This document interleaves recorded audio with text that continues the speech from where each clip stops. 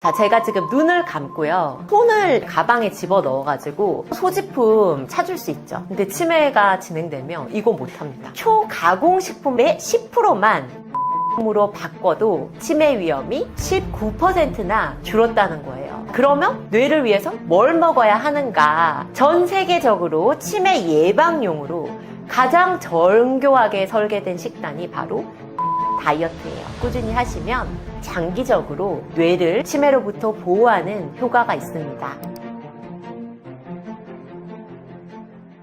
흔히들 우리가 이제 치매 환자에 대해서 무심코 하게 되는 오해나 실수 어떤 것들이 있을까요?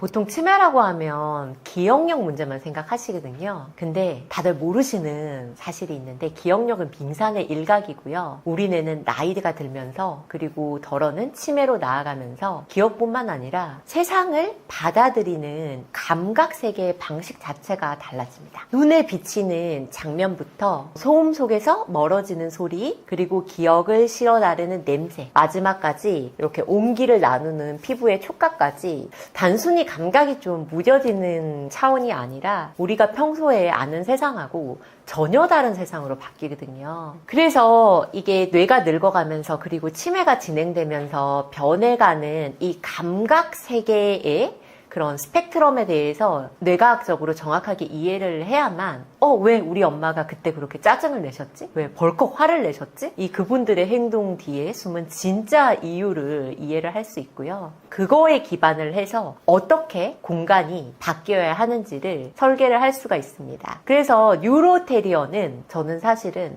뇌의학에 기반을 둔 뇌가 나이 들어가면서 어떻게 뇌가 편안하게 느끼는 공간으로 만들 건가 디자인하는 뇌과학 솔루션입니다. 치매 환자의 가족들이 치매 환자와 대화할 때 절대 해서는 안 되는 말이나 행동이 있을까요?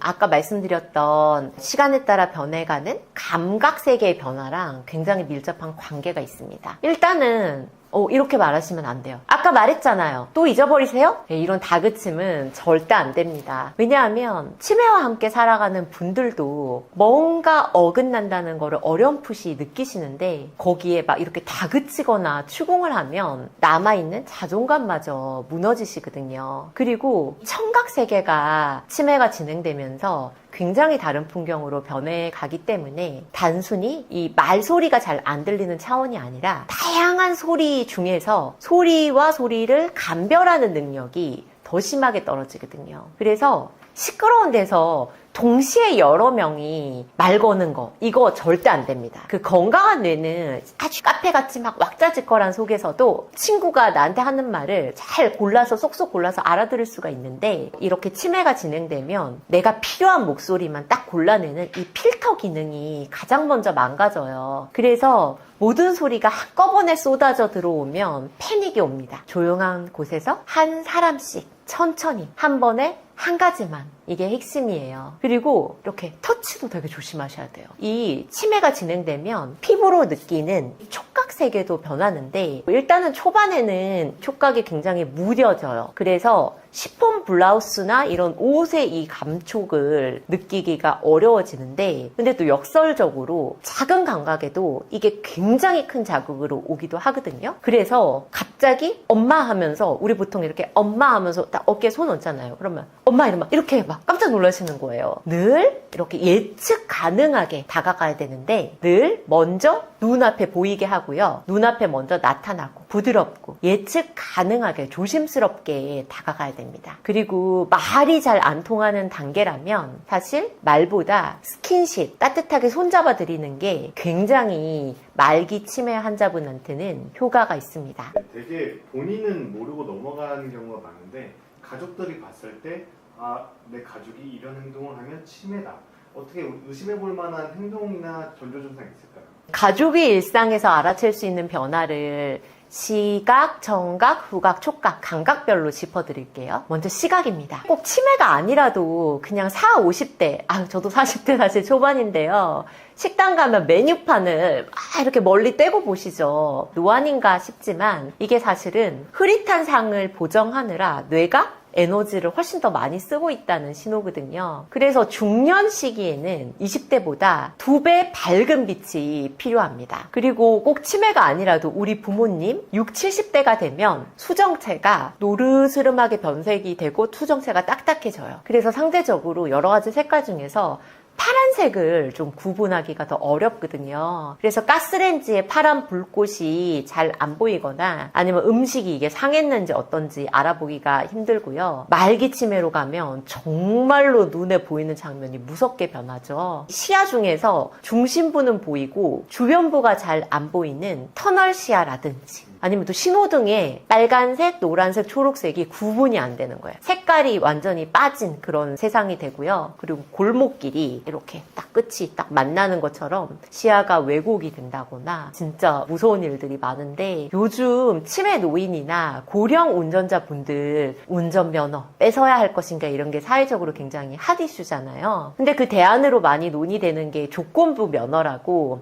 이분들 뭔가 좀 기억력이나 인지기능이 떨어지니까 밤보다는 낮에 운전하게 하고 속도를 줄이고 그 익숙한 집 주변에서 운전하게 하자 이런 것이 대안으로 많이 논의되긴 하는데 사실은 치매 환자분들 운전 사고를 일으키는 이유가 뭐 길을 깜빡깜빡해서가 아니라 이렇게 눈에 보이는 장면 자체가 달라져서 벌어지는 사고다 보니까 조건부 면허가 사실은 근본적인 내안이 되기가 어렵죠. 그리고 또 시각뿐만 아니라 촉각도 단계를 밟습니다. 초기에는 내 몸이 어디에 놓여 있는지 그런 감각이 흐려지는데 이거를 전문 용어로 고유 수용체성 감각이라고 해요. 그래서 바닥에 이렇게 발을 딱 디디면 내 발이 이 바닥에 놓여 있구나 하는 거를 뇌가 알아채는 그런 감각이 있는데 초기 치매에서는 이 감각부터 떨어지기 때문에 내가 바닥에 발을 디뎠는데 내가 디뎠는지 안 디뎠는지 확신이 없어가지고 엉거주춤 이렇게 걸으시게 돼요. 이제 치매가 중기로 진행이 되면 훨씬 놀라운 일이 일어나는데 촉각적 실명이 옵니다. 촉각적 실명이 뭔지 제 핸드백에서 제가 보여드릴게요. 제가 지금 눈을 감고요. 안 보고 이 손을 이렇게 가방에 집어 넣어가지고 평소 소지품 이렇게 찾을 수 있죠. 이건 제가 늘 가지고 다니는 향수고요. 그 다음에 이거 우리 여름의 필수품 버물린 것 같은데요, 그죠? 저희가 항상 핸드백마다 넣어놓고 다니거든요. 근데 치매가 진행되면 이거 못합니다. 그러니까 눈으로 보지 않고 손만으로 더듬어가지고 물체의 촉감과 형상으로부터 뇌 안에 이거 향수다, 이거 버물리다는 거를 띄워주는 부위가 있는데 거기가 치매 독소 물질이 침범을 해가지고 손의 감촉만으로 어떤 물체인지 알아맞출 수가 없어요. 이렇게 되면 뭘 못하냐? 우리 보통 옷 뒤에 지퍼 이렇게 원피스 같은 거 올릴 때 뭐 보고 올리나요? 그죠? 그냥 손으로 더듬어가지고 딱 올리잖아요. 단추 채우는 것도 이런 거 이제 혼자서 스스로 못 하시게 됩니다. 말기 치매가 되면 진짜 무서운 일이 일어나는데요. 다쳤어요. 뼈가 부러질 수도 있고 맹장염이 걸릴 수도 있잖아요. 근데 아파도 아프다고 말씀 못 하세요. 그러니까 내장 감각? 몸 안에 있는 이 통증을 이렇게 딱 느끼는 감각 세계가 무너져가지고 얼마나 안타까워요. 뼈가 부러졌는데 그리고 이런 맹장염이 있는데도 나 아파 병원에 데려가줘 신고해줘 이 말씀 못 하시는 거예요. 그래서 사실 이 시기에 굉장히 중요한 공간 처방은 온수의 온도 있죠. 그거를 굉장히 뜨거운 물이 나오면 우리는 뜨거 하면서 딱 찬물을 썩잖아요. 이렇게 돌려가지고. 근데 이분들은 그걸 못 하시기 때문에 애당초 적정 범위 안에 온수만 나오도록 딱 그거를 컨트롤하는 게 좋고요. 그리고 또 자주 이렇게 특히 노인분들 넘어지시면 젊은 사람들한테 별거 아닌 것도 노인분들한테는 생명을 위협하는 골절이 될 수 있거든요. 그래서 바닥에 충격 방지 매트, 흡수 매트를 미리 깔아두는 게 굉장히 이 시기에 중요한 공간 처방입니다. 가족이 치매에 걸리거나 내가 치매에 걸렸을 때 바로 취해야 하는 행동들 어떤 것들이 있어요? 보통 치매 진단 받으면 뭐부터 알아보세요? 요양원, 요양병원부터 먼저 알아보시죠. 혹은 집안에 위험한 게 많기 때문에 방에 가둬버리세요. 혹시 그거 아세요? 아프리카에서는 치매라는 단어가 아프리카어로 없어요. 그래서 엄마가 치매 증상을 보이거나 막 이상한 행동을 하면 아들이 엄마를 방 안에 감금을 하거나 아니면 무당을 불러가지고 귀신을 쫓는 막 그런 의식을 할 정도로 이렇게 전 세계적으로 보면 이 치매 치매를 딱 직면했을 때 우리가 꼭 바람직하게 반응을 하는 게 아니거든요. 근데 사실 제가 뉴로테리어라는 이 책을 써서 진짜로 하고 싶었던 거는 설령 부부 중 한 명에게 부부가 막 동시에 막 죽고 동시에 한나라한시에 치매가 걸리고 꼭 그런 건 아니잖아요. 젊었을 때부터 사랑을 약속하고 아이를 쭉 우리 집에서 키워오다가 설령 부부 중 한 명에게 치매가 찾아와도 낯선 곳으로 떠밀려 가거나 헤어지지 않고 옛날부터 살던 친근한 우리 집에서 계속 살 수 있는 주거 환경을 만드는 것을 제가 꼭 이야기를 하고 싶었습니다. 그러려면 어떻게 해야 될까요? 뇌가 건강하고 바뀐 환경에도 적응을 할 수 있는 40, 50대의 골든타임에 우리가 살고 있는 집을 뇌가 편안한 환경으로 미리 고치는 거거든요. 일단은 아까 제가 말씀드렸듯이 치매가 진행되면 눈에 보이고 느끼고 들리는 이 세상 자체가 왜곡되어 가고 있으니까 그 왜곡을 공간이 대신 메꿔줘야 돼요. 그래서 구체적으로 중요하게 봐야 되는 게 일단은 나이가 들고 60대 정도가 되면 집이 뭐 예쁜 집, 뭐 화려한 집, 세련된 집 이런 게 중요한 게 아니라 한눈에 그 공간의 용도가 0.1초 만에 여기는 욕실, 여기는 그래서 세계 대비를 높여주는 게 일단은 기본입니다. 제 책에도 소개되어 있지만 어디까지가 바닥이고 어디까지가 벽이고 또 어느 문이 내방 침실 문인지를 0.1초 만에 알 수 있는 그런 직관적인 컬러 코딩 이게 중요하고요. 사실 치매가 진행되면 가장 찾기 어려운 공간이 어딘지 아세요? 시청자분들? 바로 화장실. 그 중에서도 변기예요. 그 많은 집의 화장실 생각해 보세요. 바닥에 흰 벽에 흰 변기, 심지어 흰 휴지까지, 그죠? 그래서 치매가 진행되면 보통 우리 화장실의 가장 큰 랜드마크가 뭐냐? 변기잖아요, 그죠? 근데 변기를 굉장히 알아보기가 힘든 거예요. 화장실 바닥 그리고 벽하고 변기가 구분이 되지 않아서. 그래서 제가 제 책 뉴로테리어에서 소개해드린 팁 하나가 적어도 변기 커버랑 변기 시트만이라도 새빨간색으로 그 화장실의 흰색 바닥이나 벽과 대비가 뚜렷한 색으로 바꾸면 이 시각적인 덩어리감이 도드라져가지고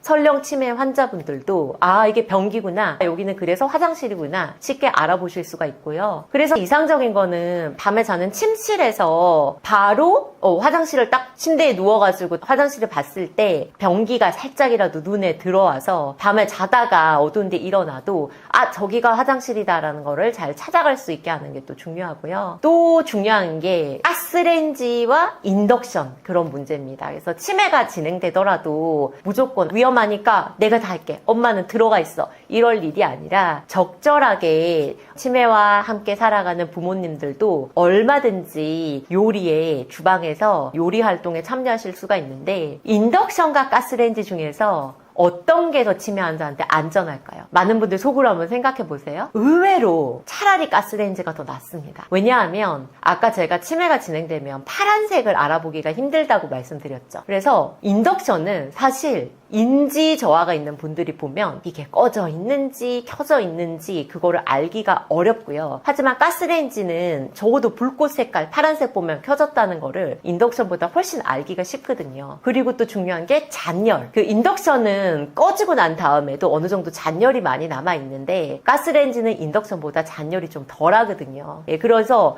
요런 하나의 팁들까지도 여러 가지 뇌의 상태에 따라서 우리가 조정을 하는 게 필요하고요. 그리고 마지막까지 잊지 않으면 좋을 게 우리가 치매가 진행되면 뭐 눈에 보이는 세계, 청각, 뭐 후각 다 사라진다고 했잖아요. 그죠? 근데 모든 것이 다 꺼져가도 마지막까지 남는 감각이 딱 하나 있어요. 바로 정서적 촉각이라는 감각이에요. 그게 뭐냐 하면 우리 보통 아까 제가 핸드백에서 물건 찾는 그런 촉각은 만져가지고 이게 향수인지 버물린지 손으로 감별하고 구분을 하는 용도의 촉각이 있는데 그거는 피부로부터 뇌까지 굉장히 빠르고 굵은 신경섬유로 빨리 뇌로 딱 전달이 되거든요. 근데 그냥 아무 말 없이 이렇게 손을 잡았어. 괜찮아, 내가 옆에 있어, 걱정하지 마 하고 이렇게 잡아주는 이런 정서적 촉각은 그거보다 훨씬 느린 신경섬유로 뇌에 전달이 되는데 어디 전달이 되냐 하면 사회적 뇌 기능을 담당하는 섬엽이라는 부위로 갑니다. 근데 그 부위가 치매가 진행돼도 가장 마지막까지 살아있는 부위거든요. 그래서 이제 치매 환자, 특히 말기 치매 환자를 위한 공간은 막 이렇게 감각 자극한다고 좋다고 해서 막 알록달록 뭐 다양한 촉감으로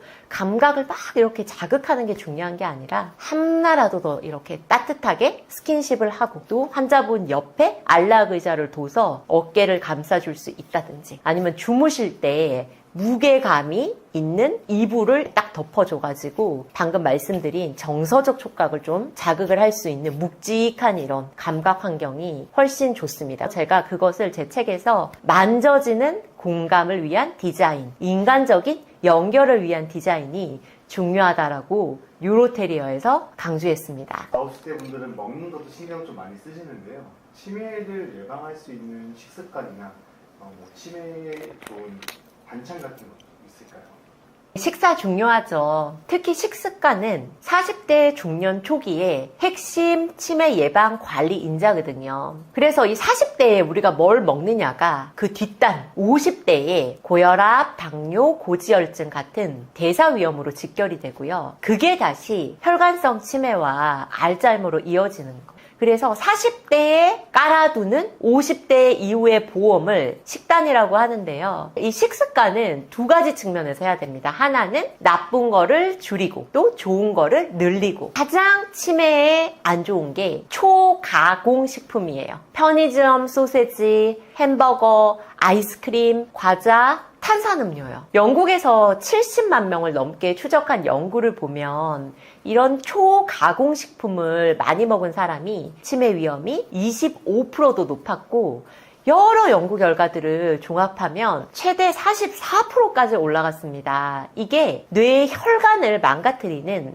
신경염증을 뇌에 일으키거든요. 근데 희망적인 거는 뭐 굳이 좋은 거 챙겨 먹지 않아도 이 초가공식품의 10%만 자연식품으로 바꿔도 치매 위험이 19%나 줄었다는 거예요. 이게 어느 날 갑자기 다 끊는 게 아니라 조금씩 매일 바꾸는 것만으로도 큰 차이가 납니다. 자, 그러면 뇌를 위해서 뭘 먹어야 하는가? 전 세계적으로 치매 예방용으로 가장 정교하게 설계된 식단이 바로 마인드 다이어트예요. 이거는 지중해 식단과 고혈압 예방 식단을 합친 뒤 뇌에 좋다고 입증된 음식만 추려낸 거죠. 노인 900명을 추적해 봤더니 이 마인드 다이어트를 잘 지킨 그룹은 알츠하이머 치매 발병 위험이 53% 정도 낮았고요. 이걸 인지저하 속도로 환산하면 뇌가 7.5살 더 젊은 수준이었어요. 제가 이 식단을 특히 좋아하는 이유는 저도 참 다이어트가 힘든데요. 완벽주의자를 위한 식단이 아니라는 점입니다. 이거를 그냥 완벽하게 다 지키지 않고 중간 정도로만 설렁설렁 지킨 그룹들도 치매 위험이 35%나 낮았거든요. 그러니까 100점 맞으려고 스트레스 받지 마시고 평생 70점 정도로 꾸준히 가는 게 핵심입니다. 자, 그럼 마인드 다이어트 어떻게 해야 될까요? 구체적으로 제가 아주 따라하기 쉽게 말씀드릴게요. 푸른 잎채소를 일주일에 6번 이상, 그 다음에 우리 블랙베리, 블루베리 같은 베리류를 일주일에 2번 이상, 호두, 아몬드, 피스타치오 같은 견과류를 일주일에 5번 이상, 그리고 콩류, 통곡물, 생선을 일주일에 1번 이상, 그리고 기름은 올리브유로. 저도 아침에 일어나자마자 제일 먼저 하는 루틴이 올리브유 종이컵에 따라가지고 원샷 하고요. 그 다음에 레몬즙 마시거든요. 방금 제가 해야 되는 거 말씀드렸죠. 그럼 이제 하면 안 되는 거. 빨간 고기, 버터, 치즈, 달콤한 디저트. 앞서 말씀드린 초가공식품, 튀김 이런 거는 가급적 줄이시고요. 이런 수십 년에 걸친 마인드 다이어트를 꾸준히 하시면 천천히 장기적으로 뇌를 치매로부터 보호하는 효과가 있습니다. 치매에 걸린 가족이 있는 경우에 가장 힘든 게 나를 못 알아볼 때잖아요. 나를 못 알아볼 때, 가족들을 못 알아볼 때 어떻게 받아들여야 하는 걸까요? 가족들을 잊어간다 이렇게 생각해야 되는 걸까요? 가족분들이 제일 힘들어하시는 부분이에요. 우리 엄마가 나를 못 알아보시. 이게 억장이 무너지잖아요. 근데 이건 절대 나를 사랑하지 않아서가 아니에요. 그 뇌에서 얼굴을 알아보는 부위가 따로 있는데 그 부위에 치매 독소가 먹으면서 눈앞에 보이는 얼굴과 내 딸이라는 정보가 서로 매칭이 안 되는 것 뿐이거든요. 사랑이 사라진 게 아니라 이름표가 떨어진 거죠. 그리고 여기 희망적인 사실은 이름이나 얼굴 같은 사실을 명시하는 기억이 지워져도 그 사람과 함께 있었을 때 내가 느꼈었던 감정 기억은 치매가 진행돼도 훨씬 오래 남아 있습니다. 그래서 누군지는 정확히 몰라도 이 사람 곁에 있으면 편안하고 마음이 따뜻해지고 안전하다는 느낌은 살아있는 거예요. 그래서 앞서 말씀드린 정서적 촉각 기억하시죠? 사물을 더듬어서 뭔지 손으로 알아맞추는 감별하는 촉각은 둔해져도 이 사람의 온기를 느끼는 감각만큼은 전두 속도가 느린 C 촉각 섬유를 타고 뇌의 가장 깊은 사회적 뇌가 있는 부위 섬엽으로 따로 전해져 마지막까지 살아남거든요. 그래서 못 알아보셔도 실망하지 마시고 손 꼭 잡아드리고 가만히 안아드리세요. 말로 저 딸이에요 하고 설득하는 것보다 그냥 그 온기 자체가 엄마 내가 옆에 있어요. 엄마 혼자가 아니에요. 라는 메시지를 다 전달됩니다. 그렇게 알리고 설득하려고 애쓰기보다 그저 곁에서 따뜻하게 존재하며 연결되는 것. 그게 그분들께 드릴 수 있는 가장 큰 사랑이에요. 이 영상을 보고 계시는 치매 환자나 혹은 치매 환자가 있는 가족분들에게 꼭 해주고 싶으신 말씀 있으신가요? 마지막으로 치매와 함께 살아가는 분들의 가족분들께 꼭 드리고 싶은 말이 있어요. 제가 제 책을 쓰면서도 치매 환자라는 말을 진짜 쓸 부분이 굉장히 많거든요. 근데 그때마다 저는 의식적으로 치매 환자라는 단어를 쓰지 않고 꼭 치매와 함께 살아가는 사람들이라고 그렇게 명칭을 불렀습니다. 그게 사실 같은 사람이라고 하더라도 어떻게 부르느냐에 따라서 그 받아들이는 분들 입장에서는 굉장히 다르거든요. 그래서 치매 환자 이러면 딱 나 정상인 그리고 치매 환자 이렇게 딱 두세 개로 나누는 거잖아요. 근데 사실 누구나 나이가 들면서 치매와 함께 살아갈 수 있기 때문에 그것이 내 엄마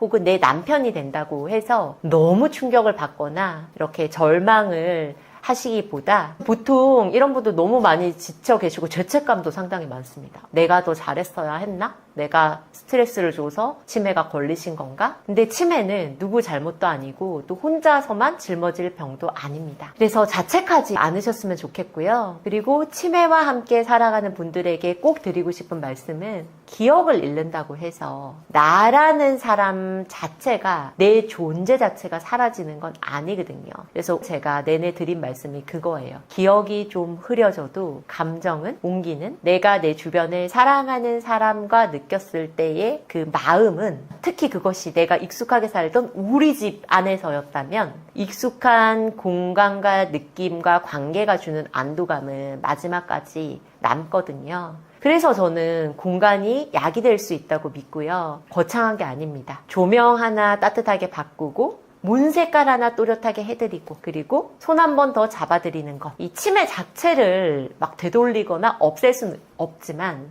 치매와 함께 살아가시는 분들이 끝까지 나답게 안전하게 사시도록 우리가 지켜드릴 수는 있습니다. 그게 우리가 사랑하는 사람에게 줄 수 있는 가장 다정한 처방입니다. 우리 미래 준비한다면서 돈 모으고 몸 챙기죠. 주식이나 펀드 하고 헬스장 끊고 뭐 영양제 챙기시잖아요. 결국 우리가 뭐 미래를 위해서 대비하는 것이 돈 아니면 몸인데 근데 평생 아둥바둥 모은 돈 끝까지 내 것일까요? 미국에서 8,000명을 20년간 추적했더니 훗날 치매로 갈 분들은 진단 6년 전부터 자산이 새고 있었어요. 단순히 병원비를 많이 써서? 아니에요. 금융자산부터 줄고 있었는데 돈을 판단하는 능력이 기억보다 먼저 무너진 겁니다. 그럼 진짜 노년의 나의 삶의 질을 가르는 요소는 뭘까요? 영국에서 50대 이상 10,000명을 추적했더니 매달 통장에 꽂히는 월급, 소득이 아니라 평생 동안 살아왔던 내 집, 주거 자산이었습니다. 그것도 70대에 가서야 벌어지는 게 아니라 50대부터 주거 환경의 차이가 뇌 건강의 격차로 벌어졌고, 그게 말년에는 17년의 건강 수명의 격차로 벌어졌는데, 은퇴하고 나서 제2의 인생을 즐기면서 행복하게 세상을 즐기면서 노후를 보낼 건지, 아니면 병원 천장만 바라보면서 노년을 맞을 건지, 젊은 시절부터 살아온 공간의 질이 그 차이를 갈랐어요. 그래서 제가 공간을 연구를 하면서 깨달은 진실은 이거예요. 보통 이렇게 뇌 친화적인 공간, 치매를 예방하는 집 이야기만 하면 그거는 치매 환자를 위한 그냥 이야기 아냐? 나랑은 상관없어. 이렇게 생각하시는 분들 많은데, 가장 약한, 취약한 사람을 위해 만든 다정한 공간이 결국 그 집에 사는 모두의 뇌를 지킨다는 겁니다. 우리가 그 경사로를 만들어 놓으면 그게 허리가 굽는 노인을 위한 배려기도 하지만 또 동시에 임산부를 위한 배려기도 하잖아요. 그래서 누구나 나이가 들고 누구나 예외 없이 약해집니다. 그래서 거창하게 생각하실 거 없습니다. 우리 집에서 평소에 가장 마음에 걸렸던 딱 한 곳, 거기서부터 시작하시면 돼요. 구체적인 방법은 제 책 뉴로테리어에 모두 담았습니다. 자, 마지막으로 하나만 여쭤볼게요. 지금 사는 그 집에서 끝까지 건강하게 나이 드실 수 있습니까? 그 답을 만들 시간은 뇌가 건강한 지금뿐입니다. 집이 바뀌면 뇌도 달라집니다. 지금까지 뇌과학의 시선으로 공간을 처방하는 늙지 않는 뇌를 위한 공간 처방 닥터 손혜주였습니다. 감사합니다.